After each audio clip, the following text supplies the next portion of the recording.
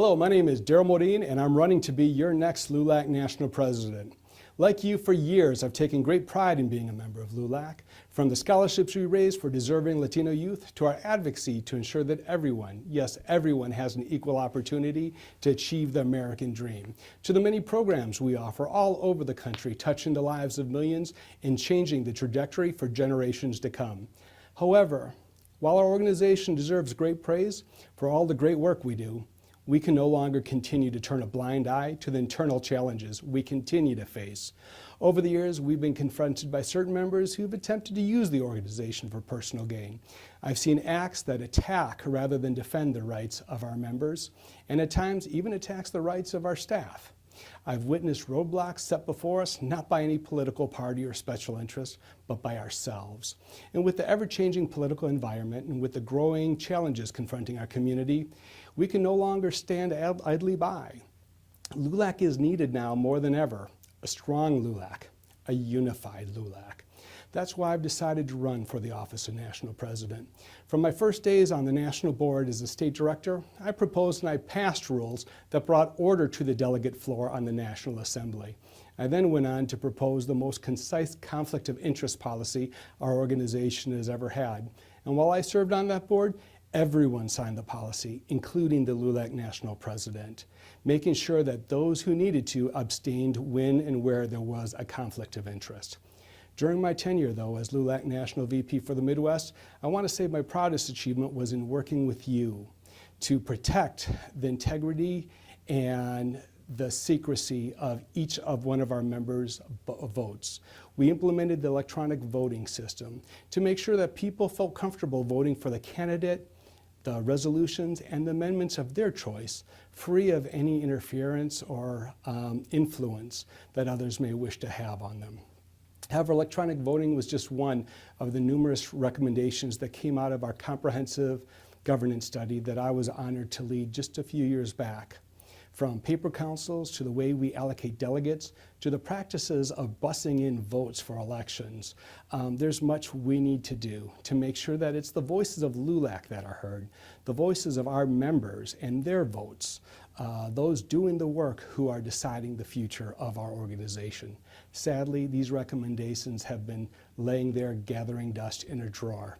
I'm running for LULAC National President because it's finally time to pull those out, let them see the light of day, and for us all to have an earnest debate on LULAC governance. And it's one thing to update our Constitution and our bylaws, but it will be meaningless if we don't adhere and enforce them equally, regardless of whose administration it is and whether if it's a member or an officer. They need to be equally applied and equally enforced regardless. We have the right, and we should, take great pride in our organization. We have a storied history. We've helped to desegregate so many of our institutions, and we continue to ensure that Hispanics and others everywhere have access to the polls. We've created the federal Head Start program and so much more. We literally have changed the face of our nation. That being said, I believe we could all agree that LULAC has not even yet begun to scratch the surface of its potential. And that is why today I'm sitting before you asking you for your vote.